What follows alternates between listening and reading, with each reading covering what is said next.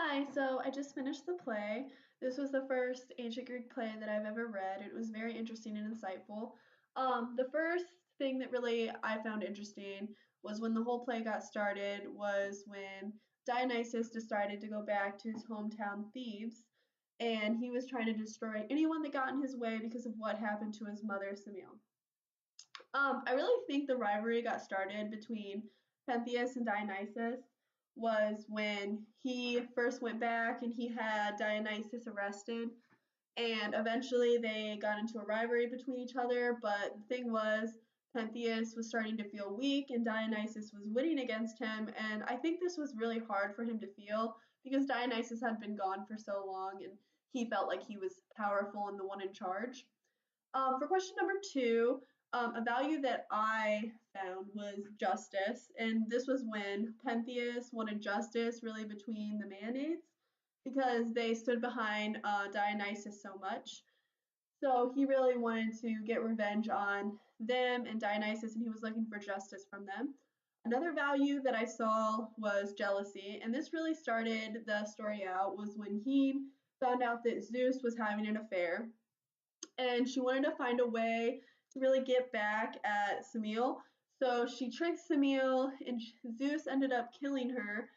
And this really shows how far someone will get to really get what they want. So I think jealousy is a good way to explain the play. For number three, something that I didn't understand was on page 39, line 950. And the verse says, should we bring crowbars or do I barehanded thrust my arm or shoulder underneath the summit?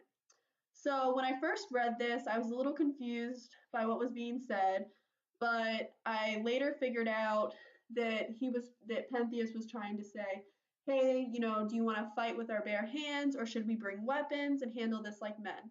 So figuring this out really helped me to better understand the play and better understand this line.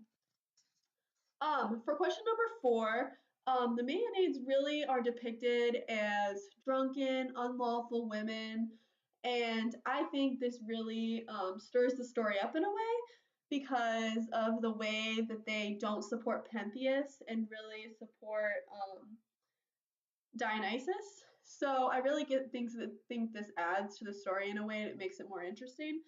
There's a specific line in the story that talks about them being in the woods and how they only follow men into the woods and how they don't go alone. So I really think this depicts them as very sexual beings.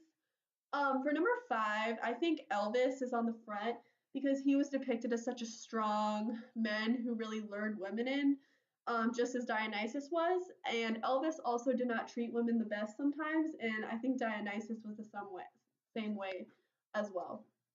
Two further questions I have is, does religion have an impact on Pentheus and Dionysus' rivalry, or are they really just out for revenge for each other?